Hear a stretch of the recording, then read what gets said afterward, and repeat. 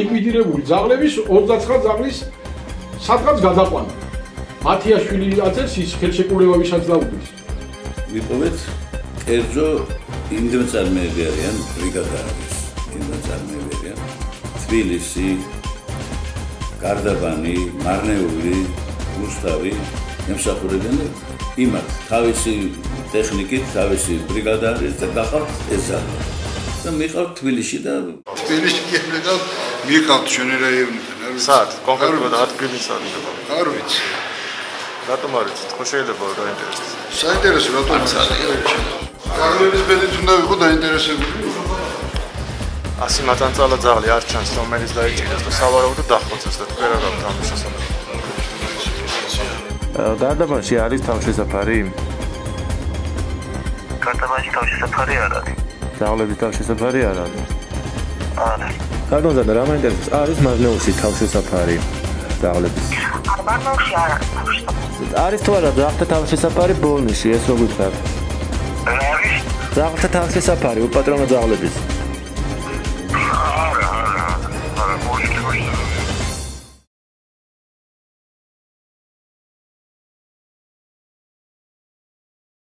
Სერგეი მე ვარ უკვე ყოფილი მუნიციპალიტეტის, ხაშურის მუნიციპალიტეტის ბუღალტრიული აღრიცხვის და ანგარიშგების სამსახურის უფროსი.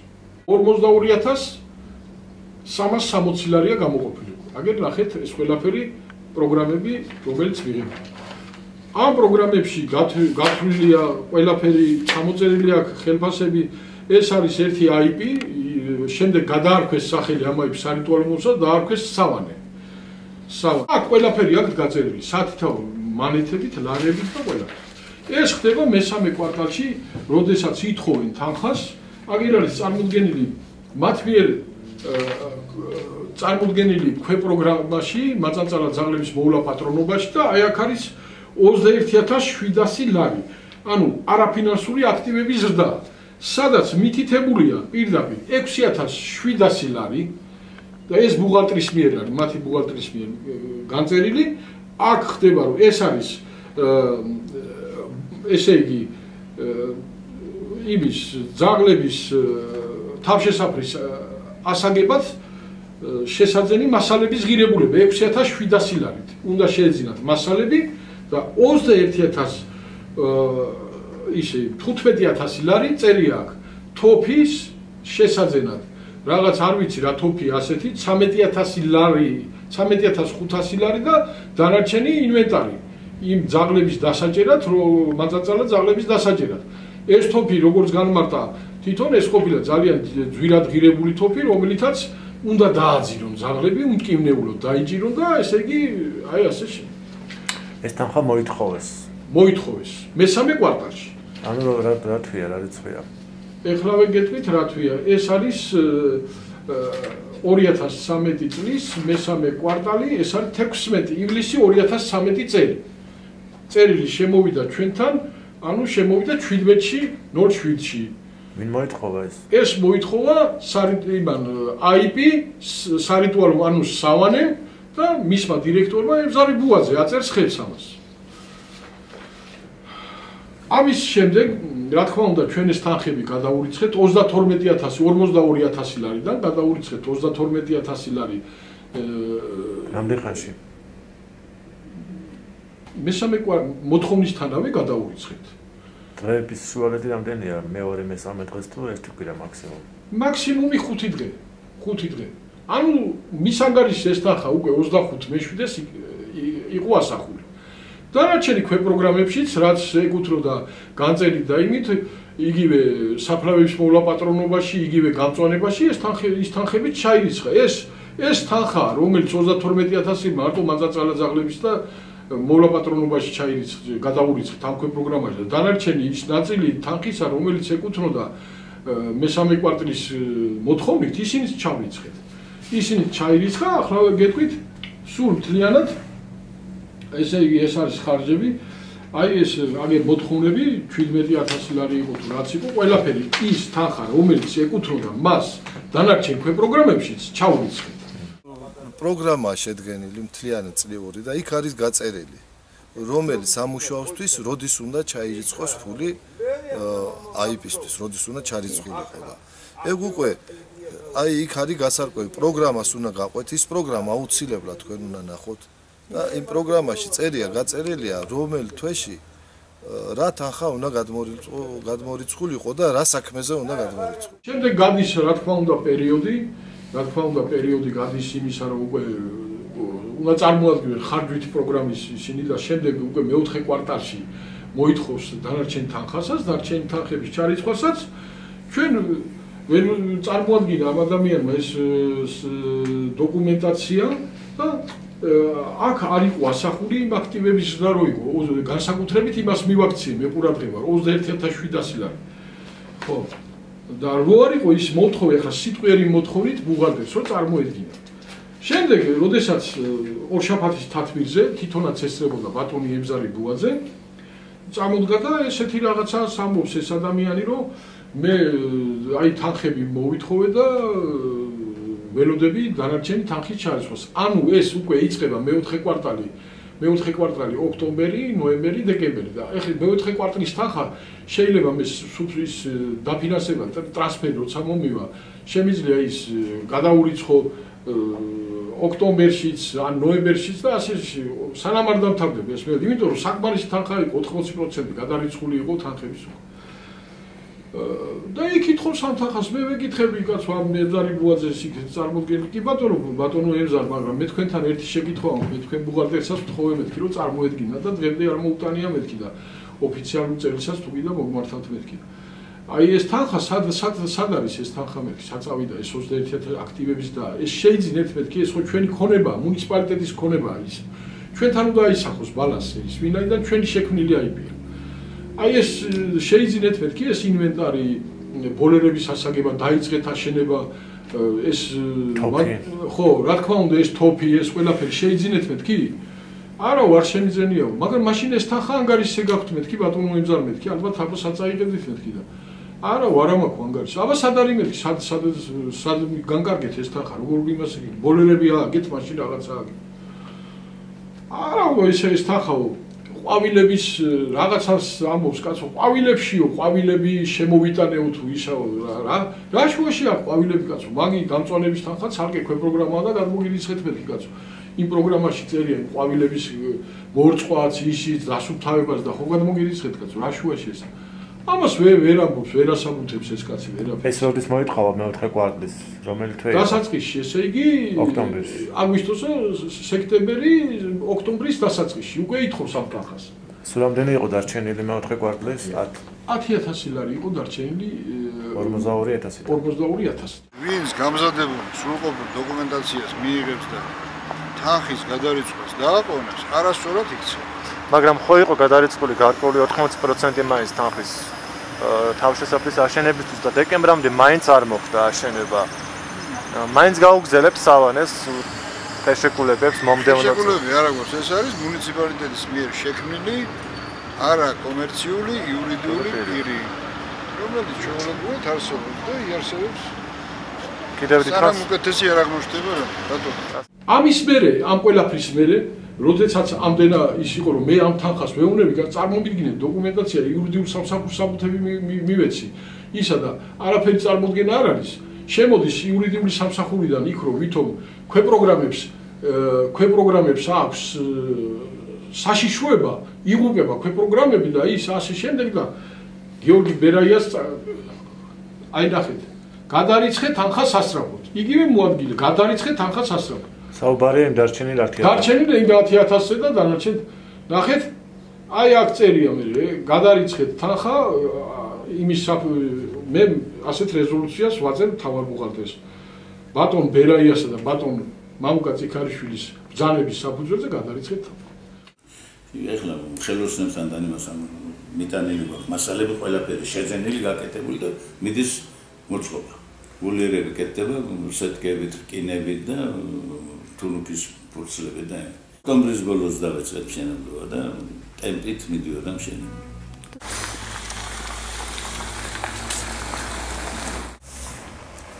იქნება მედიკამენტები, იქით იქნება ექიმის კაბინეტი და იქით არის საპროცედურო სადაც მოხდება ძაღლების დაბამა, მკურნალობა და ასე შემდეგ. ამის მშენებლობა დავიწყებენ დეკემბერში. საქმე იმაშია, ჩემო ბატონებო, უფრო მძიმედ მიდის საქმე, როდესაც მათმა წარმოადგინეს აი ეს აქტი, სადაც არის აქტი წერია და იჭერენ ძაღლებს, წერია, დავიჭირე ძაღლი, იქ და ვინმე მათიაშვილთან, გიორგი მათიაშვილთან არის გაფორმებული ხელშეკრულება, რომელ ხელშეკრულებაშიც წერია, რომ აქ პასუხისმგებელია ვასილ ხაჩიძე, მთავარი სპეციალისტი, ეს გამწვანების მთავარი სპეციალისტია და რატომაც აქაც შეიყვანეს მაწაწალა ძაღლების მოვლა პატრონობაში და აქ წერია, რომ უნდა იყოს მიღება ჩაბარების აქტები გაფორმებული ამ ძაღლების დაჯერაზე. უნდა იყოს აი აქ ზედნადებები ამოწერილი, სად ჩაბარდა ეს ძაღლები, აი ვის ჩაბარდა, აი ეს უნდა იყოს, ცოცხალი ძაღლები უნდა ჩაბარდეს, ხო?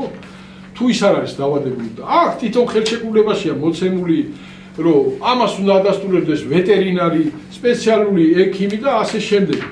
ამ ძაღლების გაჭერაზე პასუხისმგებელი უნდა იყოს ვეტერინარი, ექიმი, ისინჯებოდეს ეს ძაღლები, თუ არ არის დავადებული, ისინი სპეციალური იმაში უნდა იყოს შეყვანილი თავშესაფარში და ეს თავშესაფარი უკვე მათ მზად უნდა ქონოდათ 32000 ლარი, მაგისთვის ჩავრიცხეთ ჩვენ, რომ ის ინვენტარი შეეძინა და არა ხელშეკრულებები ეფორმებინათ ვინმე მათიაშვილთან. ესენი პასუხისმგებლობას იღებდნენ.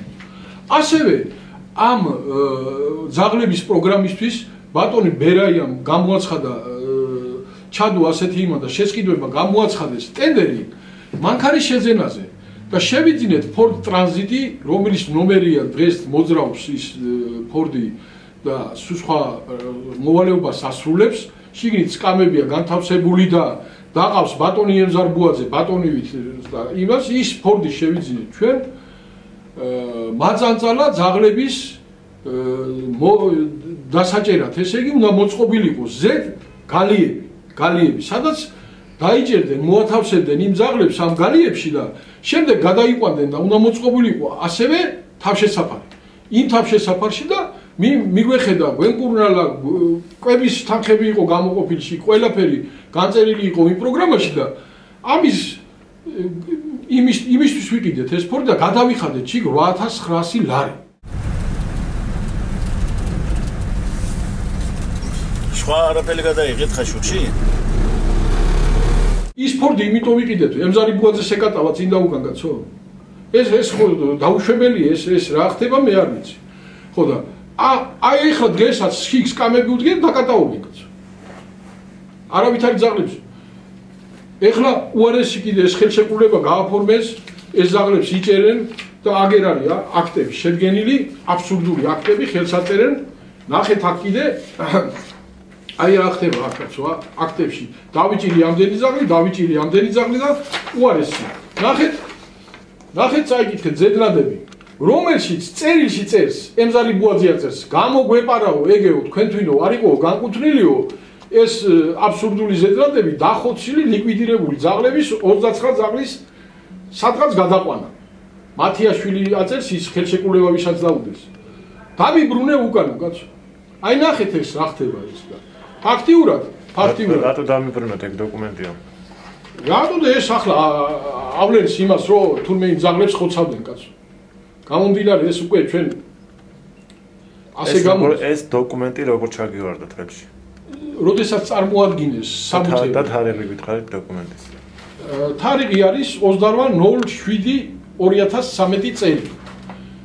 როდესაც წარმოადგინა ბუღალტერმა დოკუმენტები, ეს აქტები, როდესაც მე მოთხოვე, იმდენად დაბნეულები არ იყვნენ და ის იყვნენ, რომ ეს ყველაფერი აი ეს აბსურდული დოკუმენტები წარმოადგინეს. ჯერ ესეც არ შეესაბამება იმას, აქტი, აქ არ არის მიღება ჩაბარების აქტი, საწაიყვანეს და ესეც გამოყვაძე დააკრეს, იფიქრეს, რომ ის გაამაგრებდა მათ იმას და როდესაც მიხვდე, რამდენად შეცდომა დაუშვეს, უკან დამიბრუნებ მეუნება. როგორ შეიძლება ბუღალტრული აღრიცხვის ანგარიშგების სამსახურში წარმოდგენილი დოკუმენტაციის უკან დაბრუნება?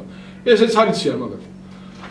იქ ამას წერს და იურიდიული სამსახური ეთანხმება ამას.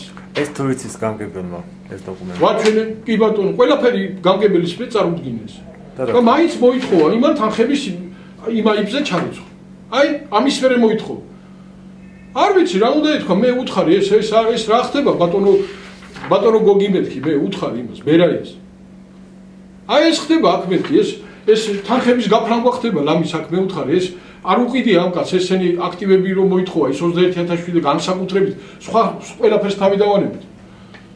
ყველაფერი ვაჩვენე მე წარუდგინე და ამის მერე ითხოვს კიდე თანხების იმაზე გადარიცხოს და რა ინტერესი იყო და რა ის ქონდათ არ ვიცი. 9 იანვარს, როდესაც ახალი წლის მერე გამოცხადდა სამსახურში, რაღაც აბსურდული განკარგულება მიუღვია 27 დეკემბერს საკრებულოს გამოუტანია დადგენილება, რეორგანიზაცია, რაღაცები ჩაუტარებია და შტატის შეამცირება მომიტანეს ბრძანება 9 იანვარს, რომ შტატების შემცირების გამო განთავისუფლებული ხარ სამსახურიდან. და თქვენი შტატი შეამცირა. რა თქმა უნდა. სულ დაჭერილი ყავთ 165 ძაღლი და 165 ძაღლი დაუჯდა ხაშურის მუნიციპალიტეტს 42000 ლარი.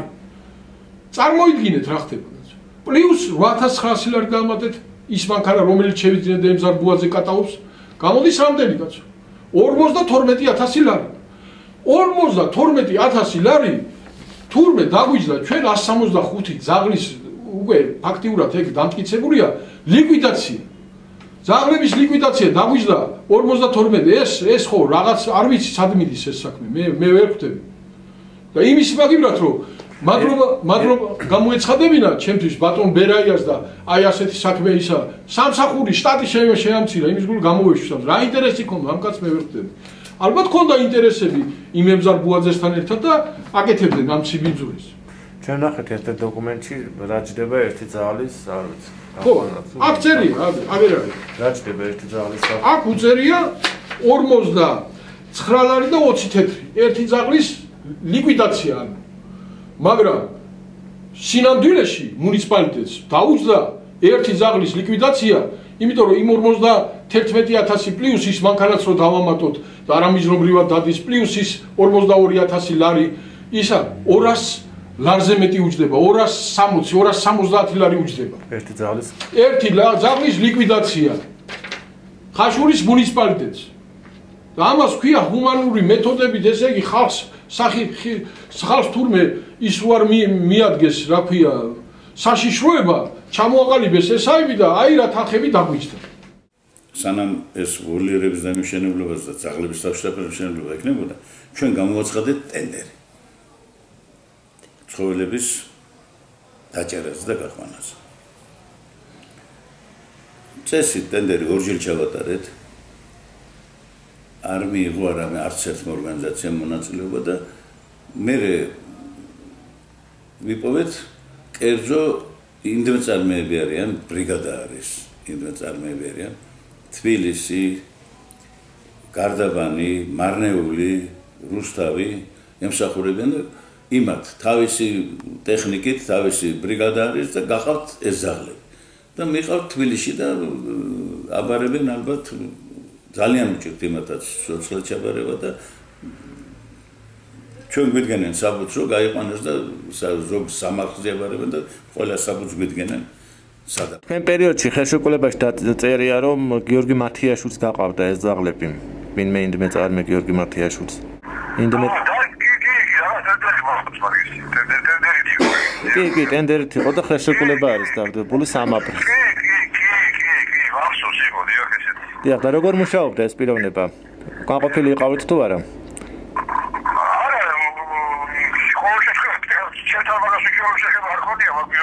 დიახ.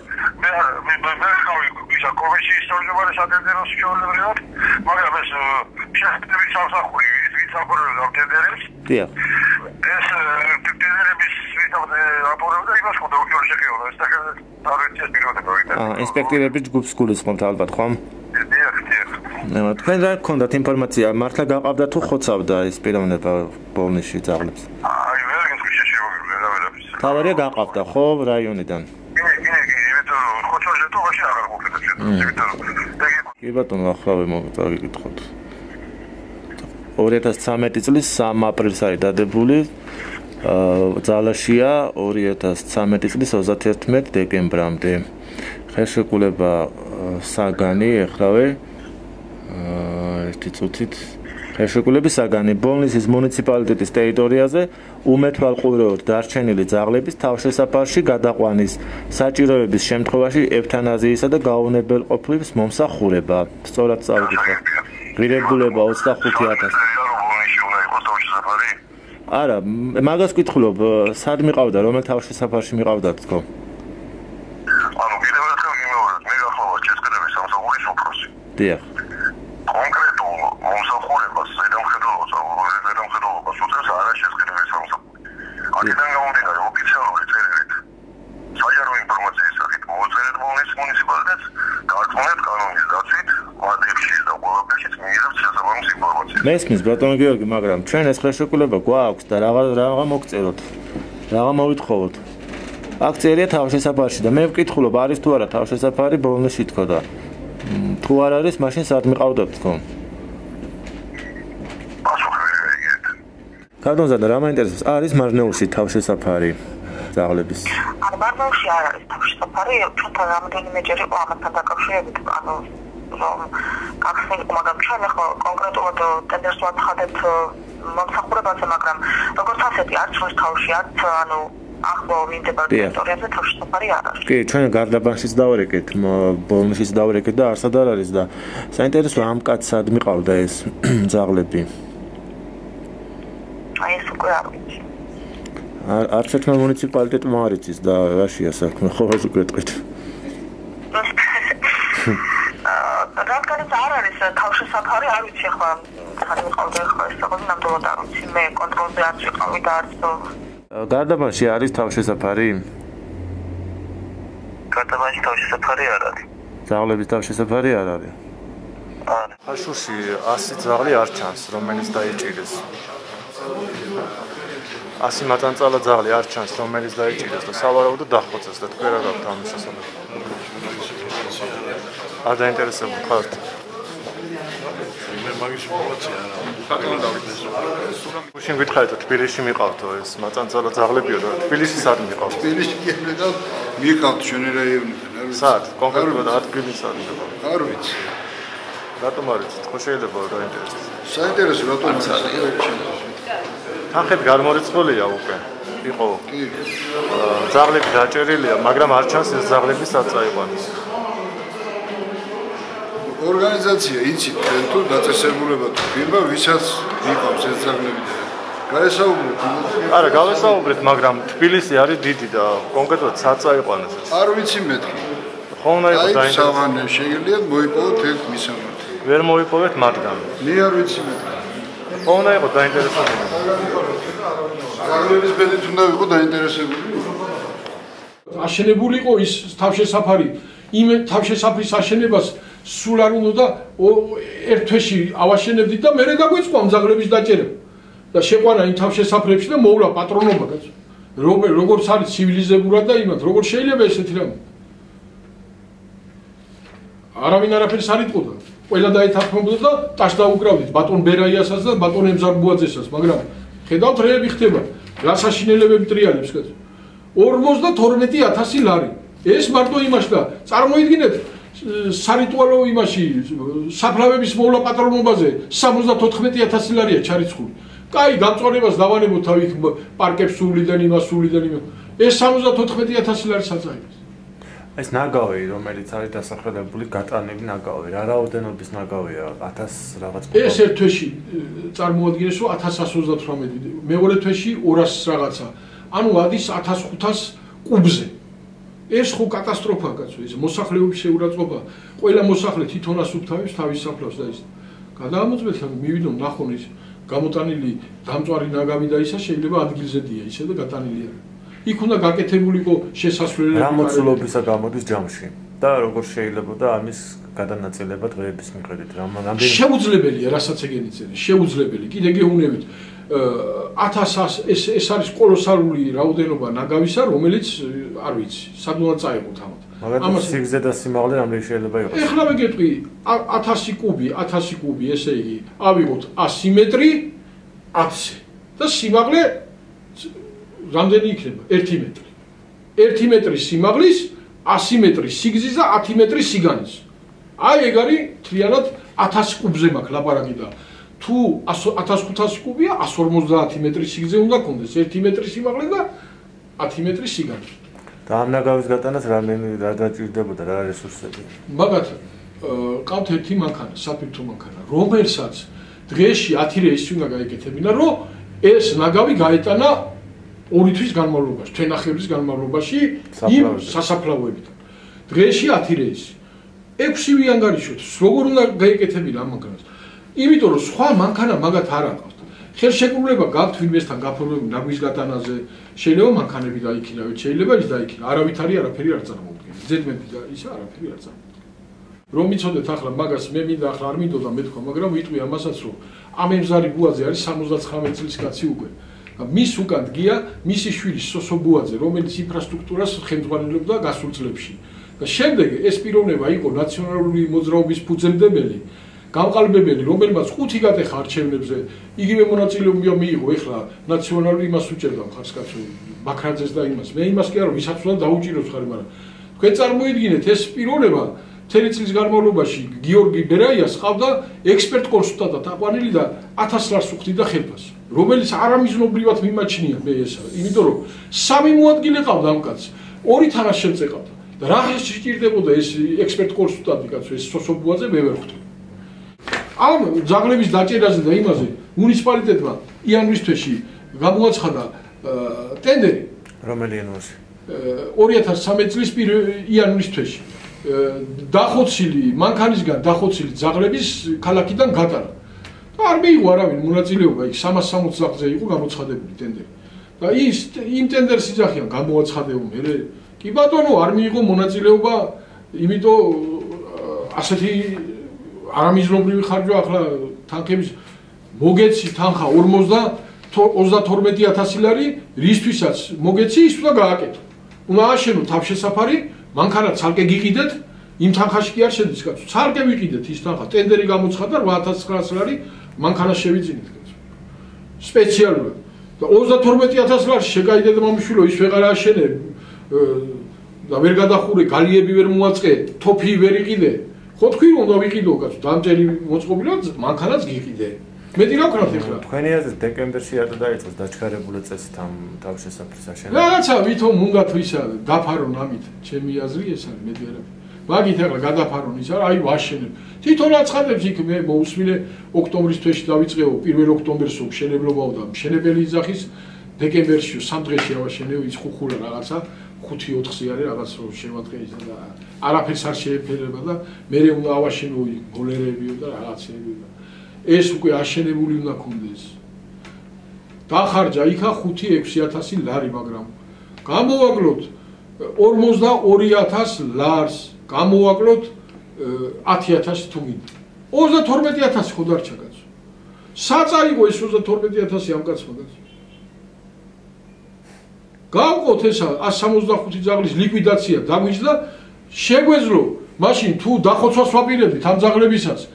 თავის სამალი ეყიდა მუნიციპალიტეტს, ვერც ვერავი ვერ გაიგებდა, 100 ლარი დაუჯდებოდა სულად. გადაეყრია კალბასებში, შეეწყოთ ისი და შეჭამდნენ ეს ძაღლები და გაგვეზიდა მერე და 32 და 42 და 60,000 ლარის გადაყრას ბიუჯეტიდან გაჭირებული ხალხისთვის მიგვეხედათ თქვენ გაიხარხო ასეთი რამე შეიძლება კაცო.